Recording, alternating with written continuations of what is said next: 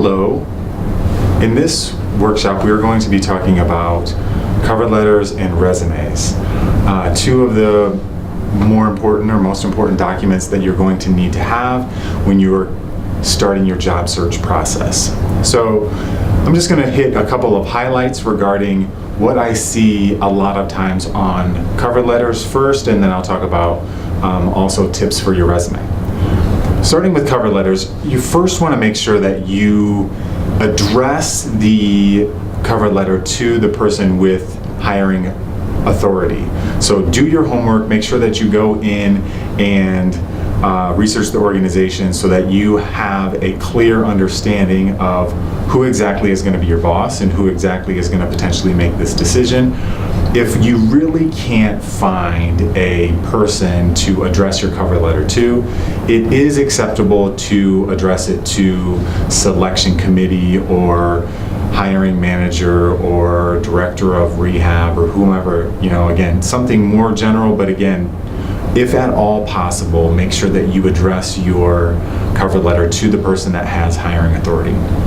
You also want to make sure that you have a professional cover letter and have the formatting where it is a letter. You start with the date, you have the contact person, their address, city, state, also include their title as well as any of the certifications that they have, so the letters after their name. You also have to customize your cover letter according to the position that you're applying for. Just a general cover letter isn't going to cut it. You have to go in, like I said before, do your homework on the organization and make sure that you indicate this is, please accept this letter of application for whatever the position is at this specific company. If somebody referred you to this opportunity, make sure that you indicate that in the first paragraph. Second paragraph of your cover letter really is about making sure that you start with really why you want to or why you're excited about working for or why you want to work for this organization. That is one thing that is another thing that is really missed a lot when I'm working with students on and alumni on their resumes and their cover letters. First thing, they don't have the contact person. The second thing is that they don't indicate or they don't do their homework, or maybe they did, they just don't indicate what they are or why they're interested in working for that specific organization. All right, third thing that I see on cover letters all the time is it's repetitive in each sentence starts with a personal pronoun. So try to limit the number of I's and my's that you start your cover letter with. It gets repetitive if you start each sentence with I did or my accomplishments. Adjust the sentence structure so that I would say you don't want to have repetitive or back-to-back cover letter or back-to-back sentences on your cover letter that start with a personal pronoun. So make sure that you indicate and you do that accordingly. Finally, the last thing that you want to make sure that you do on your cover letter, or the tip that I have for your cover letter, is to make sure that you close assertively and that you list or that you indicate when you plan to follow up with them. Just leaving it to them to hopefully follow up with you to say, I'm really excited about the opportunity to meet with you over an interview. That's okay, but again, I really recommend, if possible, or whenever you're doing a cover letter, to make sure that you say, within the next week, 2 weeks, actually I would recommend keeping it within a week, maybe even 3 days.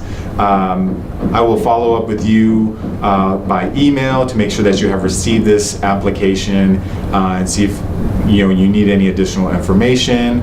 And again, always want to make sure that you ask for that opportunity to interview with them. So those are the 4 tips that I have or the 4 main things that I see a lot of times on the cover letter.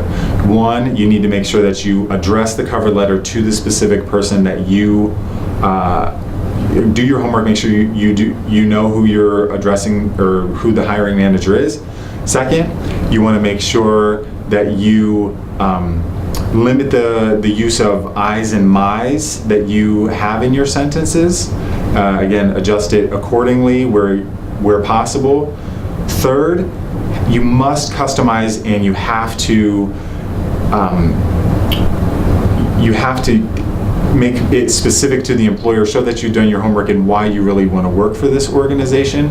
And third, make sure that you close assertively and indicate when and how you plan to follow up with them. All right, second piece is developing your resume. So resumes and cover letters, they go hand in hand. You want to make sure that you, some organizations may require you to have both, but again, it's always a good idea to attach a cover letter along with your resume whenever possible, and more often than not, I do recommend utilizing it. So, again, there's a number of different formats, and your resume is very subjective, but I'm going to go over a couple of kind of key tips that I have for your resume as well. When you're doing your resume, there's typical sections that you're potentially going to utilize or that you're going to use. The objective statement is one of those things that traditionally used to be used, but now I don't really recommend using it. You could start with a profile or a summary or something along those lines for those more qualified candidates, but just having an objective statement, it's more kind of repetitive, and they know that you're applying for whatever the position it is. So usually I just recommend starting with your education. So indicate your education, and everything on your resume needs to be in reverse chronological order. That's one of the things that I see on resumes as well, where you start with the most recent work experience, the most recent clinical experience, the most recent institution that you've been at for employment. Make sure that you indicate, the city, state, and then the dates of all of your experiences, like wherever you work, and keep that consistent format throughout. Make sure that your resume is, the format is visually appealing and easy to follow. Take what you have, use what you have for your resume.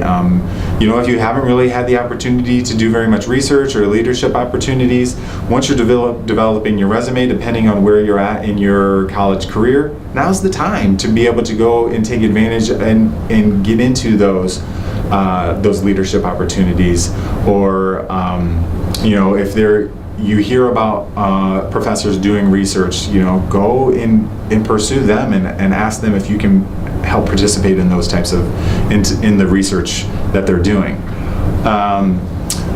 I do recommend, if your GPA is good, to list that. I have seen a lot of times where students will just list like a whole block of the courses that they've taken. That's not something that I usually recommend, because if an employer really wants your information or the classes that they've taken, they can ask for unofficial or official transcripts. Other potential subheadings that you want to kind of think of and consider are different activities, honors, memberships, awards that you've been involved in.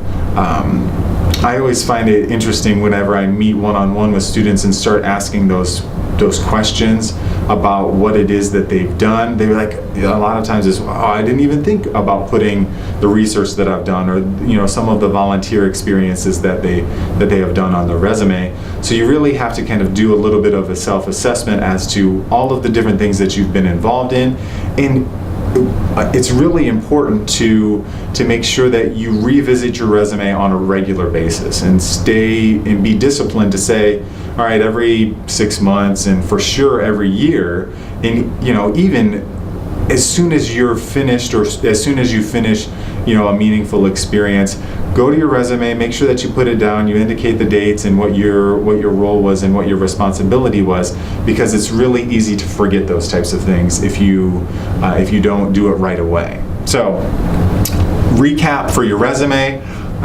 It's very subjective. You really want to make sure that you own it and it's your resume, and you take the considerations from everybody else that you have, or take consideration from people in the field, as well as come into our office and we can help critique it for you, faculty members, but in the end, you really need to make sure that this represents your knowledge, your skills, your experience the best way possible, in listing all of the different subheadings, keeping the formatting consistent, doing it or having your resume in reverse chronological order, and making sure that you're at the very beginning of the resume talking about the specific skills and abilities and the accomplishments that are most directly related to the specific position that you're applying for, as well as your specific field that you're going into. Make sure that everything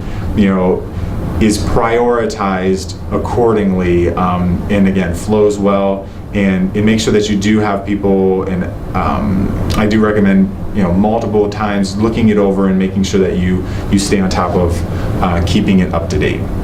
So thank you for joining me for this resume and cover letter webinar series or webinar. The next webinar series that we're going to be talking about is going to be networking and interviewing. See you then.